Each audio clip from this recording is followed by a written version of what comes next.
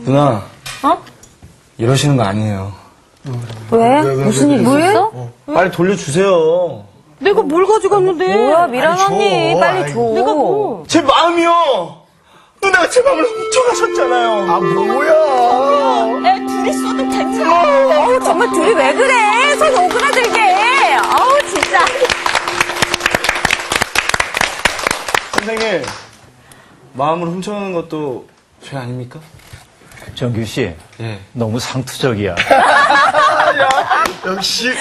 보셨어요? 오늘 상투적인데? 보셨어요? 상투적이야. 아, 정말 이렇게 다 연결이 돼. 와. 센스쟁이. 오늘 수업 10계명 9강 도둑질 하지 말라. 오늘 이제 도둑질 하지 말라고 하는 계명 함께 얘기를 해야 되는데 네. 도둑질 한 번도 안 해본 분 계세요? 살면서? 도둑질 해봤죠. 전 해봤어요. 해봤죠? 네. 저 안 해본 것 같은데요? 너 마음을 넌 도둑질했잖아. 제일 많이 했을 것 같아. 거짓말 했나요, 지금? 여기 보면은 그 어린 시절에 그 도둑질하는 그 연령대가 있대요. 남의 것에 대한 그 탐욕이 좀 생기고 네. 그래서 소유하고 싶은 마음이 이제 강력하게 생기는 때가 있어서 그 시기가 누구에게나 와요. 그것 때문에 이제 부모님들이 굉장히 속상해하고 그러는데 그럴 거 별로 없다. 그렇게 얘기를 하네요. 어릴 때 돼지 저금통에 동전 넣은 거 꺼내려고 핀셋 가지고 애를 썼던 도둑 돼지 여러 마리 잡아야지. 그냥 칼로 찢었어요. 어머니한테 적극적이었구나. 머리끄댕이 잡혔어. 아니 그러면서도 도둑질 안 했다고 아까 아. 딱 잡았대고 아, 이제 생각이 나네요. 생각이 그게 나요. 도둑질인지 몰랐던 거죠. 생각이 났어요. 어거스틴이라고 하는 그 아주 위대한 성인이 있는데 그의 고백록이라고 하는 책은 아주 그 기독교인들이 꼭 읽어야 할 책 가운데 한 권입니다. 네. 항상 고전이라고 하는 것이 운명은 모르는 사람이 없어. 근데 읽은 사람은 별로 없어. 이게 고전의 운명입니다. 모두가 한마디씩 하는데 자기가 읽은 기억은 별로 없는 이런 책이 고전의 운명인데 고전의 운명.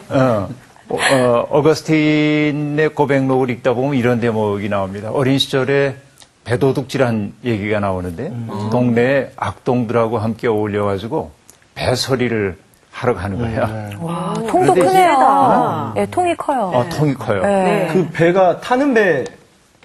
먹는 배겠지. 먹는 배.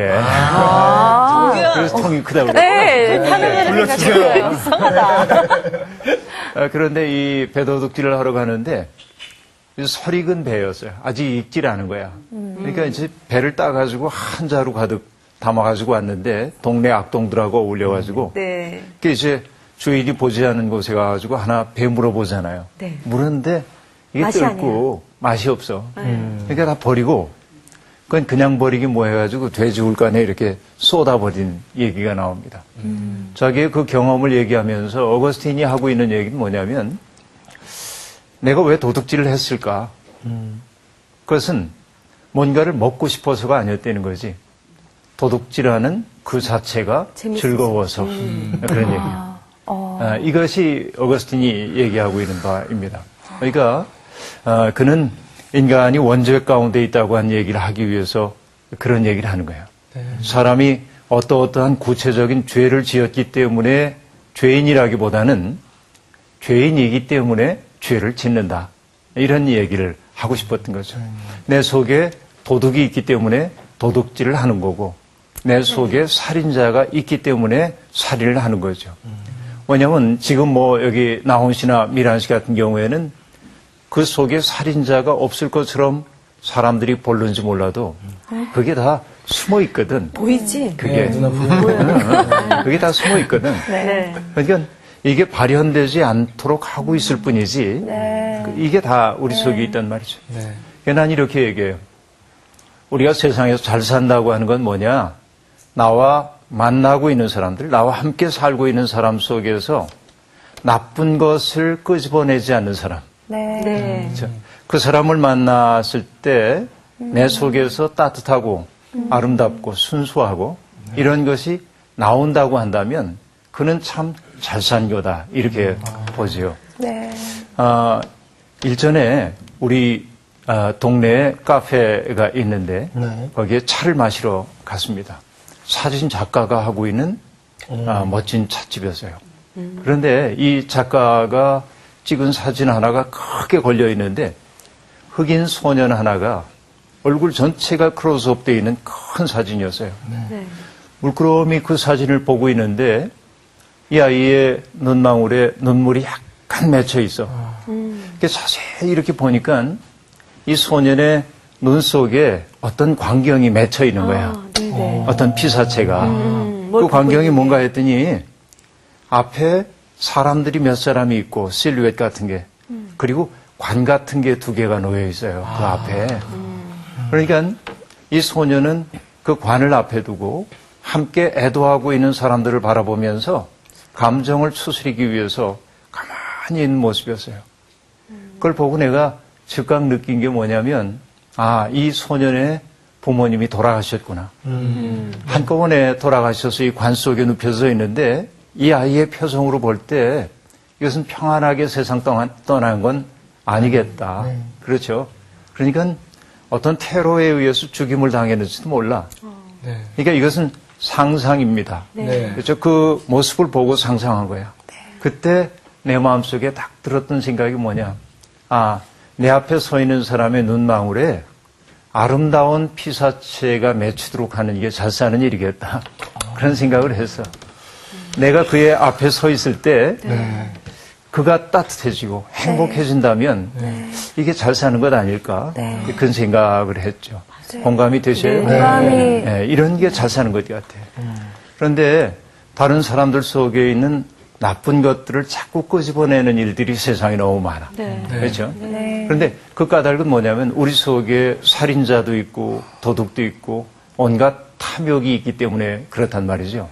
그래서 오늘 우리는 도둑질하지 말아라 이런 계명을 가지고 함께 공부를 할 텐데 모처럼 10계명 한번 1계명부터 한번 읽어보려고 합니다. 네. 출애굽기 20장이죠. 네. 1절부터 읽어 나가는데 1절부터 우리가 17절까지잖아요. 네. 한 절씩 쭉 돌아가면서 한번 읽을게요. 나온 씨부터 하죠. 네. 하나님이 이 모든 말씀으로 말씀하여 이르시되 나는 너를 애굽 땅 종되었던 집에서 인도하여 낸 내 하나님 여호와니라. 너는 나 외에는 다른 신들을 내게 두지 말라. 너를 위하여 새긴 우상을 만들지 말고 또 위로 하늘에 있는 것이나 아래로 땅에 있는 것이나 땅 아래 물속에 있는 것에 어떤 형상도 만들지 말며 그것들에게 절하지 말며 그것들을 섬기지 말라. 나 내 하나님 여호와는 질투하는 하나님인즉 나를 미워하는 자의 죄를 갚되 아버지로부터 아들에게로 3, 4대까지 이르게 하거니와 나를 사랑하고 내 계명을 지키는 자에게는 1000대까지 은혜를 베푸느니라. 너는 내 하나님 여호와의 이름을 망령되게 부르지 말라. 여호와는 그의 이름을 망령되게 부르는 자를 죄 없다 하지 아니하리라. 안식일을 기억하여 거룩하게 지키라. 엿새 동안은 힘써 내 모든 일을 행할 것이나 7째 날은 내 하나님 여호와의 안식일인즉 너나 내 아들이나 내 딸이나 내 남종이나 내 여종이나 내 가축이나 내 문 안에 머무는 객이라도 아무 일도 하지 말라. 이는 엿새 동안에 나 여호와가 하늘과 땅과 바다와 그 가운데 모든 것을 만들고 7째 날에 쉬었습니다. 그러므로 나 여호와가 안식일을 복되게 하여 그날을 거룩하게 하였느니라. 내 부모를 공경하라. 그리하면 내 하나님 여호와가 내게 준 땅에서 내 생명이 길리라. 살인하지 말라. 간음하지 말라. 도둑질하지 말라. 내 이웃에 대하여 거짓 증거하지 말라. 내 이웃의 집을 탐내지 말라. 내 이웃의 아내나 그의 남종이나 그의 여종이나 그의 소나 그의 낙이나 무릇 내 이웃의 소유를 탐내지 말라. 아멘. 고맙습니다. 10계명을 다시 읽으니까 아주 새삼스러운 느낌이 들죠. 오늘 도둑질하지 말라고 하는 계명인데 세상에서 가장 큰 도둑질이 뭔지 아세요? 정규요. 마음 훔치는 거. 왜 그래요, 누나? 가져가. 가장 큰 도둑질. 그건 뭐냐면 에덴 동산에서 벌어졌어요. 그건 뭐죠? 선악을 알게 하는 나무 열매 따먹지 말라고 했는데 그걸 따먹죠. 그게 왜 도둑질인가? 그것은 하나님이 공적인 몫으로 남겨뒀거든. 사유화하지 말라 그거야. 그렇죠. 근데 그것을 따가지고 먹음으로 사유화한 거죠. 공의 사유화. 이것이 이제 가장 큰 도둑질이라고 볼 수 있습니다. 도둑질하지 말라 하고 말하는데 무엇을 도둑질하지 말라 하는 안 나왔어요. 목적어가 없죠. 예. 여기에서는. 네. 그러니까 도둑질하지 말라고 하는 이 말에 들어올 수 있는 목적어가 다양합니다. 그렇죠. 물건을 훔칠 수도 있어요. 마음을 훔칠 수도 있어요. 네. 그러나 우리가 잊지 말아야 될 것은 이 계명이 출애굽기의 맥락 속에서 나왔다 하는 얘기였고 출애굽기는 애굽이라고 하는 것은 뭐였죠? 히브리 사람들이 종살이 하고 있던 땅이야. 그렇죠? 그들이 자유인이 아니었습니다. 예. 그들의 인신이 자유롭지 않아. 다시 얘기하면 자기의 삶에 대한 결정권을 갖지 못하고 산 사람들이지. 예. 그렇죠. 왜 그랬을까요? 가난하기 때문에 전쟁에서 전쟁포로로 잡혀왔기 때문에 기근을 피해가지고 피난 내려왔다가 거기에 몸붙여 살다 보니까 그렇게 됐죠. 그래서 자기의 인권을 존중받지 못했던 거지. 내가 내 가족과 더불어 단란하고 행복하게 살고 싶지만 그러지 못한 거야. 사람들이 막 차출에다 쓰고 이게 뭐냐? 사람 도둑질이에요. 그래서 도둑질하지 말라고 하는 것은 단순히 우리가 남의 물건을 슬쩍 하는 일만을 금지하는 계명이 아니라 그 근본적 계명은 사람 도둑질하지 말아라. 그런 얘기예요. 사람 도둑질. 사람 도둑질 어떤 것들 있을까요? 요즘은 그런 보도가 잘 나오지 않습니다만 이전에는 농촌 지역에서 청운의 꿈을 안고 서울로 상경한 사람들이 서울역 앞에서 두리번 하죠. 낯서니까. 근데 어느 친절한 사람이 옵니다. 서울에 처음 오셨어요? 낯설죠? 나쁜 사람이 정말 많아요. 조심하셔야 돼요. 어디 가세요? 제가 안내해 드릴게요. 그러고 나쁜 일로 끌고 간 사람들이 제법 많이 있었잖아요. 옛날에. 그거 기억나시죠? 옛날에 그런 일이 있어서. 이런 것들이 사람 도둑질인 거죠.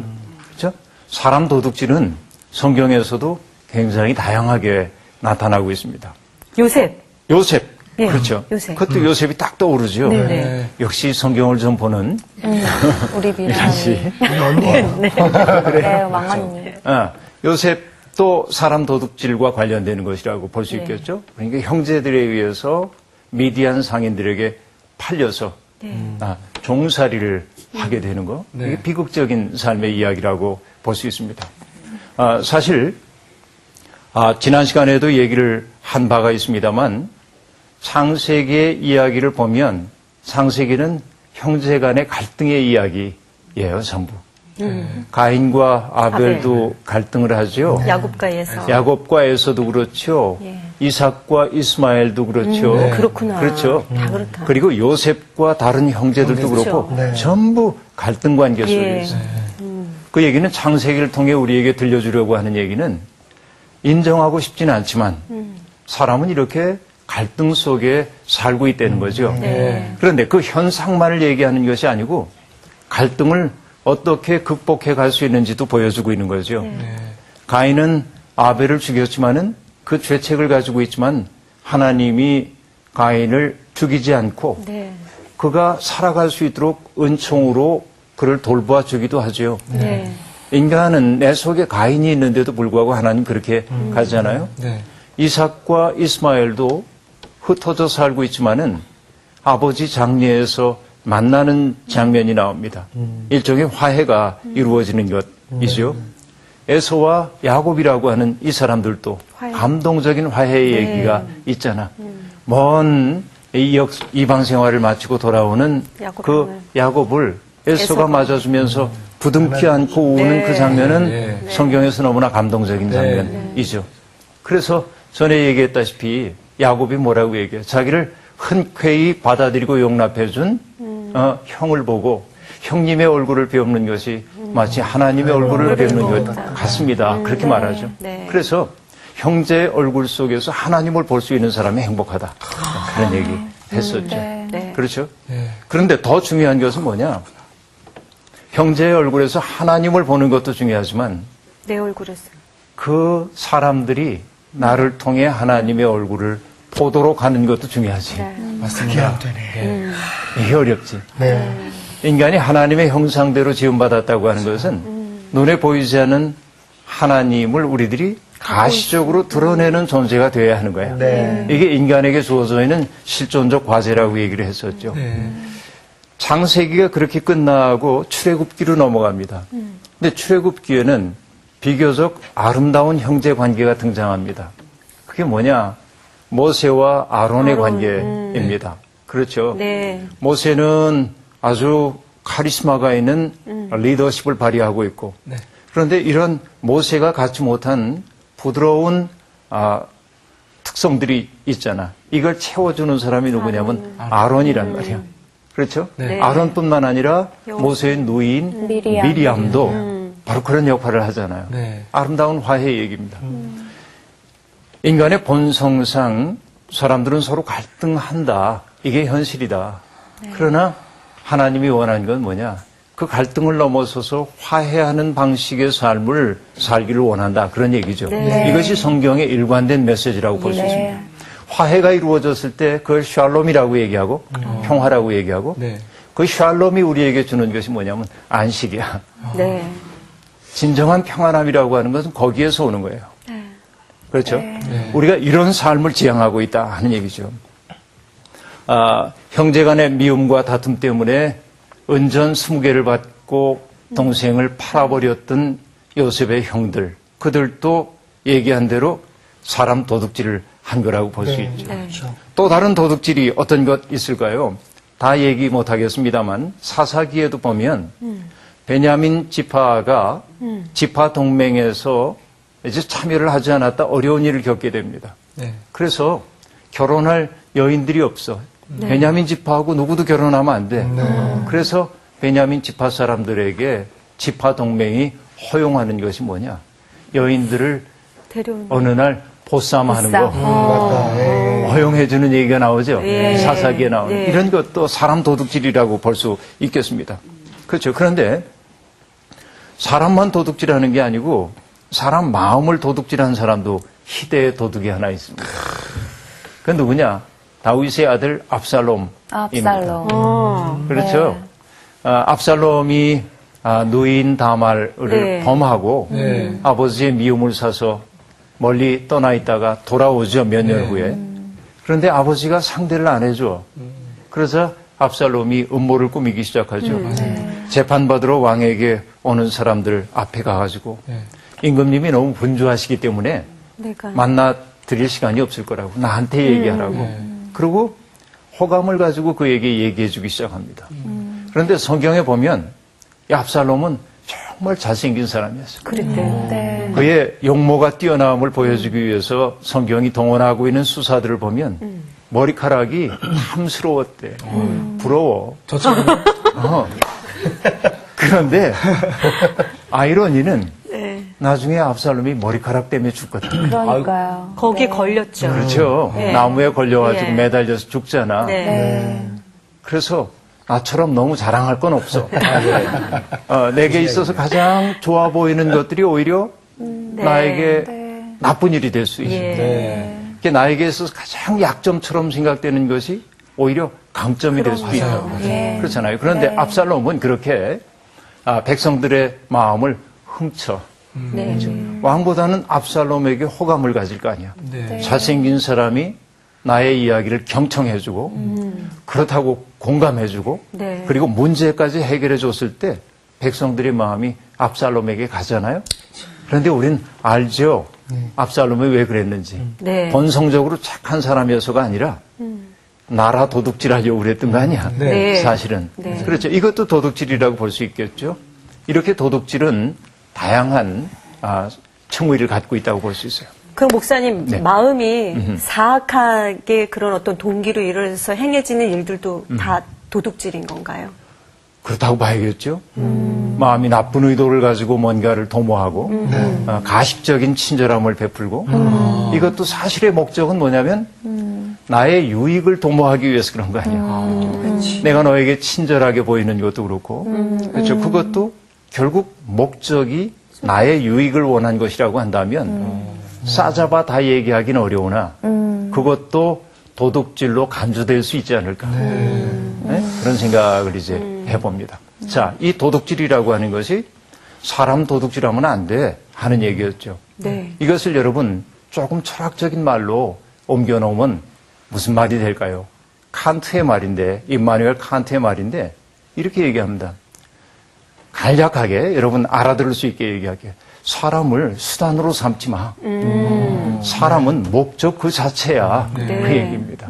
감사합니다. 내가 어떤 사람을 수단으로 삼기 시작하게 될 때 그것은 그건 나쁜 행위예요. 계산하기 시작하잖아요. 그렇죠.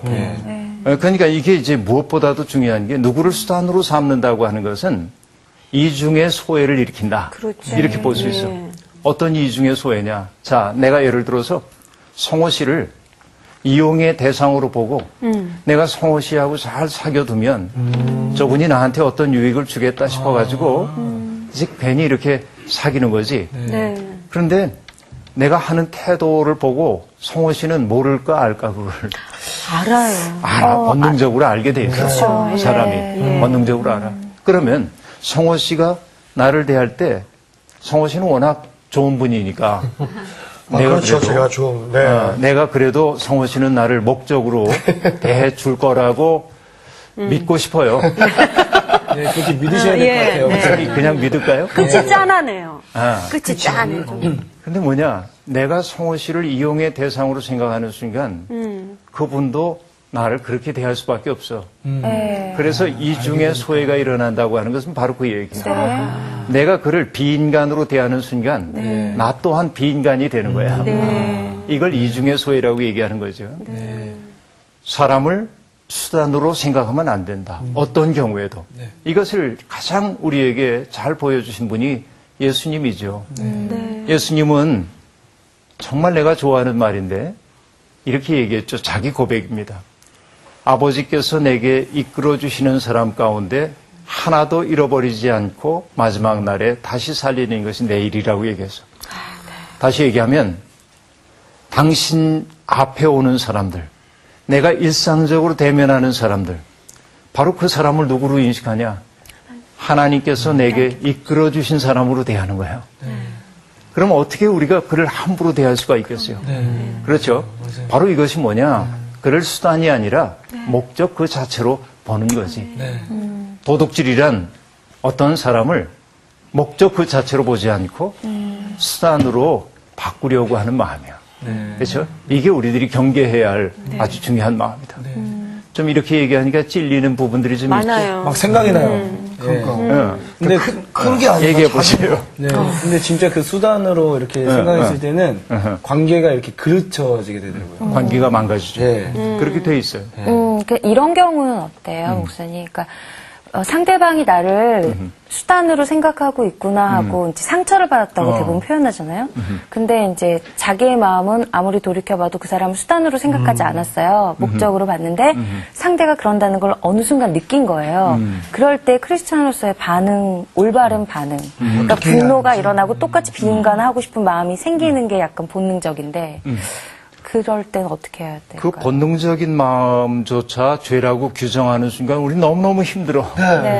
그 마음은 일어나는 거야. 네. 그렇죠. 그 마음이 일어나는데 가인에게 하나님이 경고하셨죠. 죄에 대한 욕망은 내게 있으나 너는 죄를 다스려라 그랬거든. 그러니까 그런 누군가에 대한 분노의 마음, 서운한 마음, 이는 그 자체가 잘못이라고는 얘기할 수 없어. 그게 어쩔 수 없는 인간의 모습이지요. 그러나 한 번 더 자기의 마음을 살펴보고 그를 향한 맹목적인 분노와 화를 누그러뜨릴 수 있으면 좋고 그러기 위해 제일 좋은 게 뭐냐? 심호흡 좀 하는 거야. 또 중요한 게 뭐냐? 다른 것을 좀 보는 거야. 그 사람과의 얽힌 그 문제만 골똘하면 점점 화가 나. 맞아요. 생각할수록 화나네. 그렇죠. 맞아요. 그때는 다른 것을 좀 봐야 돼. 그러고 나면 그 일이, 그 사람이 내게 했던 그 일이 나를 사로잡고 있었던 규정력이 약해져. 나는 그 문제보다 내가 더 커. 사실은 이렇게 될 때 뭐냐? 화내지 않고 그에게 진실을 말할 수 있는 능력이 내 속에 유입돼요, 조금. 그래서 그에게 화내지 않고 얘기할 수 있어. 나는 이 대목에서 좀 서운했어. 속상했어. 네. 그렇게 얘기할 수 있어야 돼. 그런데 따지듯 화가 나가지고 대결하듯 얘기하면 피차 좋아지는 거 예, 아세요? 안 하는 말 못해. 네. 그렇죠. 그러니까 화나는 그 마음 자체가 잘못된 것 아니다. 당연하다. 그런데 그 화나는 마음을 스스로 좀 다스려라. 심호흡하거나 다른 것을 바라보거나 혹은 좀 기도를 하거나 그래서 마음이 평온하게 갈아엎어져서 그 사람의 그 행동이 내게 주었던 상처가 어지간히 누궈지면 모른 척하고 갈등을 덮어두고 가지 말고 내가 그렇게 얘기했을 때 나 좀 힘들었어 하는 얘기를 해줘야 돼. 맞아요. 그렇지. 그래야 그래야지 진짜 다른 관계. 분에게 또 다른 그런 일을 하지 네. 않을 수 있죠. 근데 내가 하고 있는 그 얘기가 감정을 담아서 하는 얘기가 아니고 네. 푼 상태에서 얘기할 때 진심. 그도 시인하기가 쉬워. 아, 그랬구나. 네. 그렇게 되죠. 네, 그렇게 좀 잘 해결하면 좋을 것 같아요. 참아지지가 않네. 이게 올라오면 참아져야 되는데. 눌러야지. 그러니까 저 사람도 나를 수단으로 대하면 나도 수단으로 대해야 되나 그렇죠. 이런 생각이 드는 거죠. 그러니까 그 이중의 소외가 일어나게 네. 돼 있어. 그거는 망하는 거야, 서로가. 그죠? 네. 오케이. 네. 다음으로 이제 좀 패스. 패스. 예, 어쨌든 우리가 물건 훔치는 일들도 이제 많이 있는데 네. 구체적으로 남의 것을 아까 얘기한 대로 사유화하고 싶은 욕망이 사람에겐 있습니다. 예. 왜냐하면 인간의 버릇이 그렇게 돼 있어. 남의 떡이 커 보인다는 말이 있는 것처럼 남이 소유하고 있는 것을 보면은 늘 나도 갖고 싶은 마음 때문에 그 마음 주체 안 돼가지고 옮겨오는 경우가 있어. 이런 구체적인 잘못은 우리들이 성인이 되어서는 극복을 해야 되겠죠. 네. 그러나 도둑질하지 말라고 하는 계명을 보면서 사람들이 난 성인이 된 이후에는 도둑질 안 했어 하고 간단하게 넘어가면 안 돼. 네. 이것은 네. 이 말 속에는 변형된 형태의 도둑질도 하지 말아라. 그런 말들이 담겨 있어요. 그럼 변형된 형태의 도둑질이라고 하는 게 어떤 것들이 있을까요? 어떤 게 있을까요? 변형된. 안 떠오르는군요, 갑자기. 네. 자, 나온 씨의 몫인데 정규 씨가 다 먹어치웠어. 아, 언제 먹었어? 미안해요, 누나. 다시 얘기하면 내 몫이 아닌 거. 아. 다른 이가 누려야 할 몫을 네. 내 욕심을 채우기 위해서 맞아요. 다 가져가 버린 거예요. 아, 네. 그럼 이것도 변형된 의미의 도둑질이라고 볼 수 있는 거죠. 왜냐? 네. 내가 부자가 됐기 때문에 내가 배불러져서 누군가가 배고플 수밖에 없다고 한다면 그렇죠. 그것은 도둑질이야. 또 다른 의미에서. 네. 이게 중요해요. 이 대목이 오늘 우리들이 네, 좀 네. 핵심적으로 봐야 할 대목이 여기에 있다 하고 얘기할 수 있겠습니다. 이것도 도둑질이라고 볼 수 있어. 장사하는 사람이 네. 물건을 사고 팔 때 바가지 씌우는 거. 바가지 씌우기. 아이고. 그래서 그것도 도둑질이야. 남의 거 훔치진 않았지만 아니야, 훔쳤구나. 남의 돈을 훔친 격이지. 네. 물건의 품질에 비해서 훨씬 높은 가격을 요구했다고 하는 그것 또한 도둑질이라고 볼 수 있겠네요. 근데 물건 파는 사람의 입장에서는 그거는 당연히 누려야 되는 이익이라고, 이윤이라고 생각하죠. 적절한 이유님 괜찮은데 흥미를 취하면 안 돼. 너무 많은. 너무 많은. 저는 그런 걸 음식점에서 좀 많이 느껴요. 예. 되게 네. 맛 없는데 맛있다고 비싸. 그러고? 그런 거 되게 많이 느꼈어요. 그러면 다들 얘기하지. 자리값이라고. 근데 그렇게 자리도 좋은지는 잘 모르겠는데. 그렇죠. 또 어떤 것 또 있을까요? 예를 들면 있을까?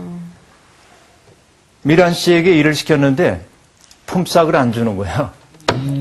그러면 안 되지. 그러면 안 되지. 그것 또한 도둑질이죠. 네. 네. 노동의 대가를 그 착취하는 노동자들. 어. 예.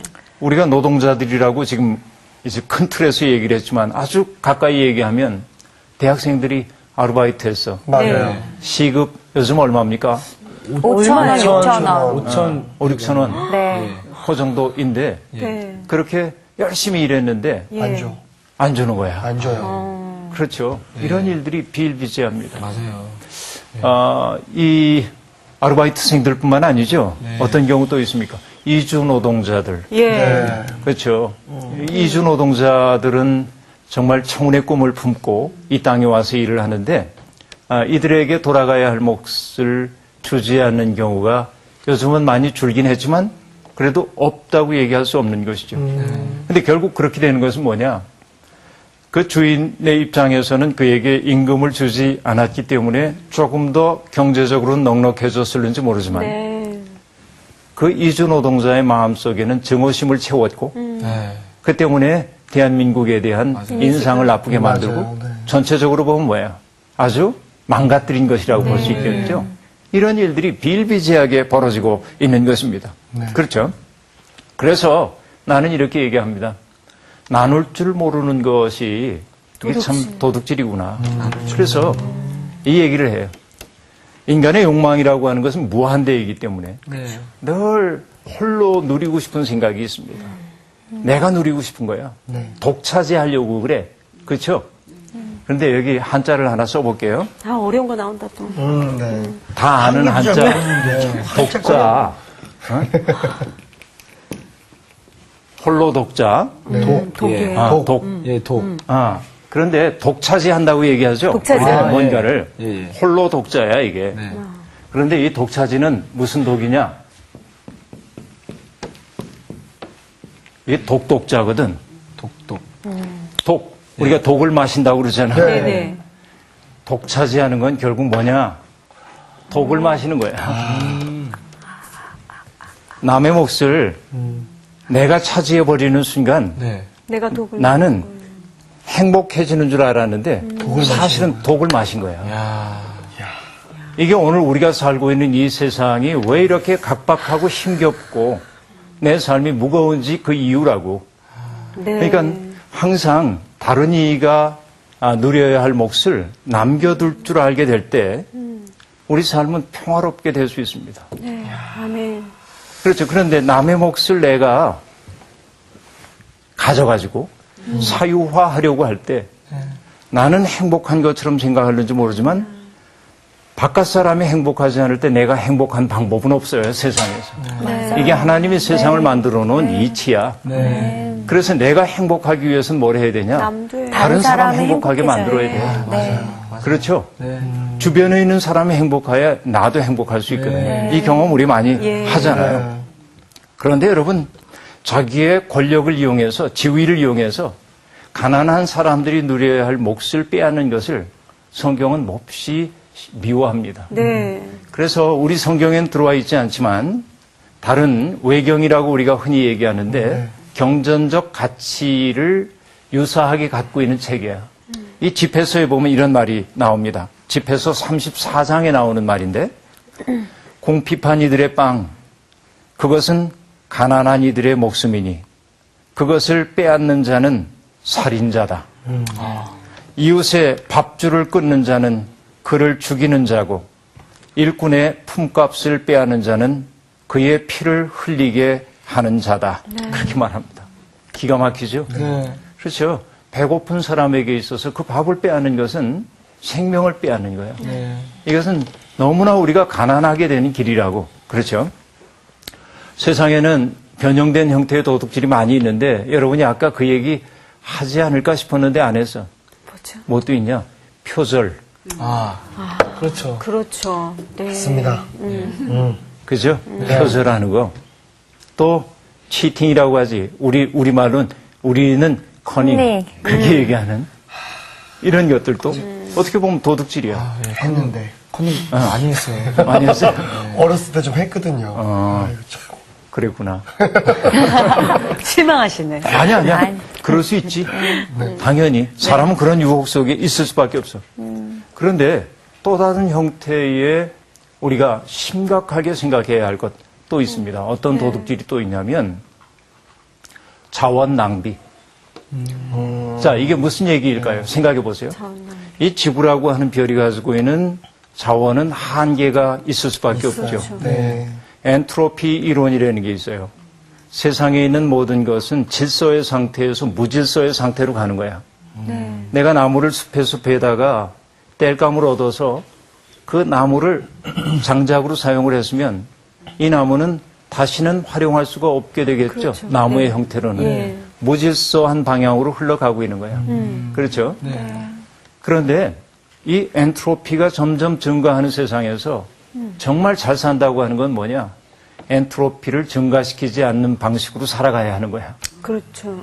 그런데 오늘날 화석 연료가 너무도 이제 그 고갈 상태를 향해 가고 있다고 얘기하고 있잖아요. 네. 그런데 오늘 우리의 삶을 보라고.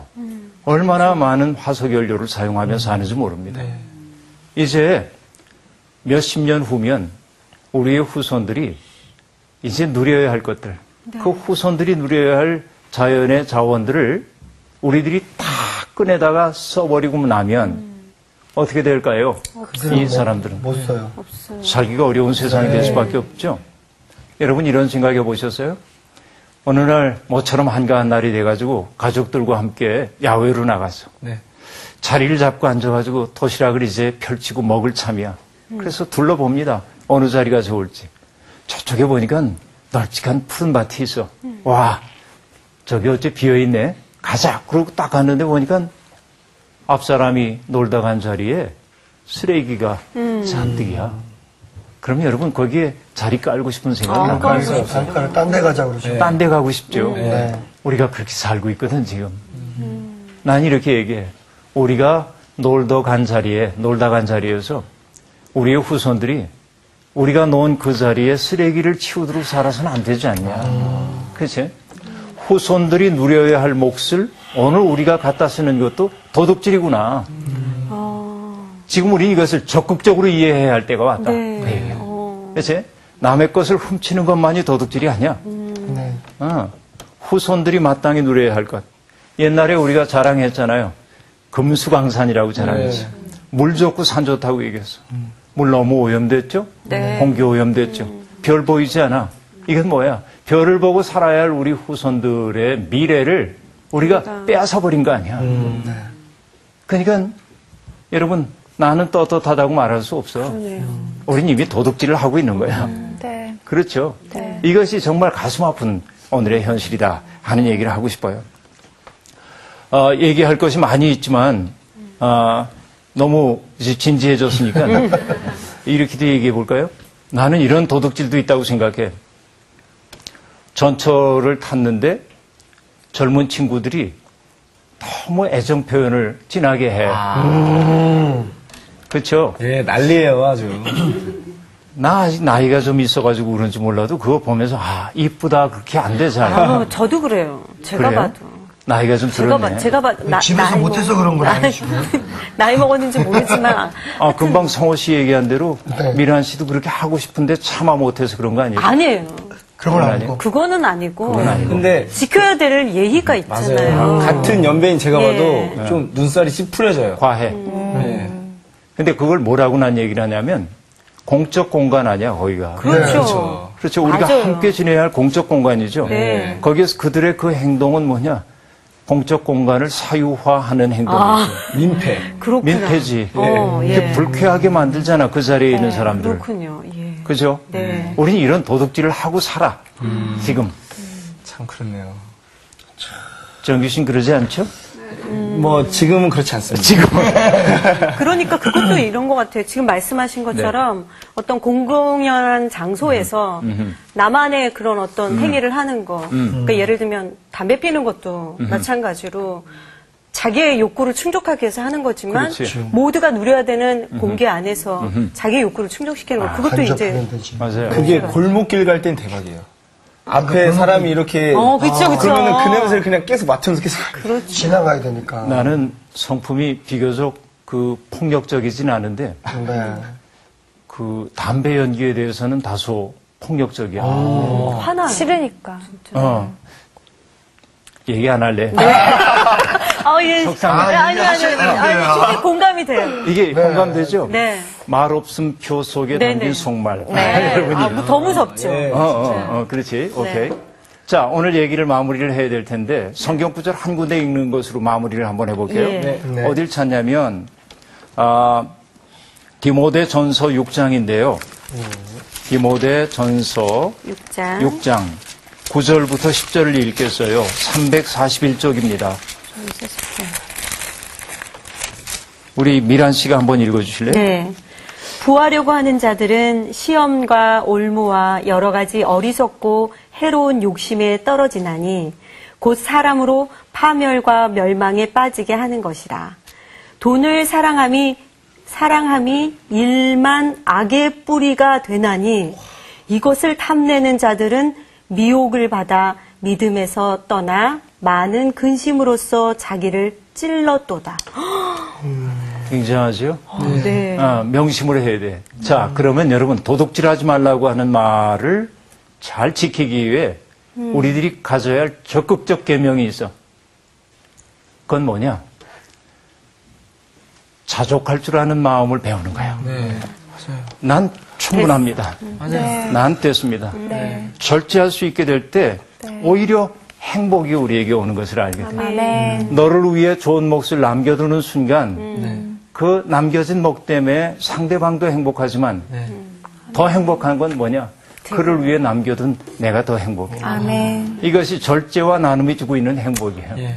자, 도둑질하지 말라는 계명을 우리 뭐라고 얘기를 하냐면 자족하는 마음을 배우십시다. 예. 남을 위해 좋은 몫을 남겨두십시다. 네. 이렇게 결론을 내려볼까요? 네. 네, 고맙습니다.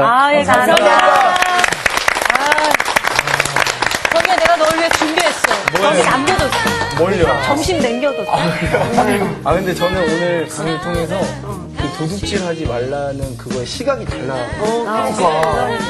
저는 진짜 그냥 뭐 이렇게 훔치는 거 항상 그 정도만 생각했는데. 우리 안 한다고 생각하잖아. 이런 거 안 하지. 내 거에 만족하고 됐어. 여기까지 그치.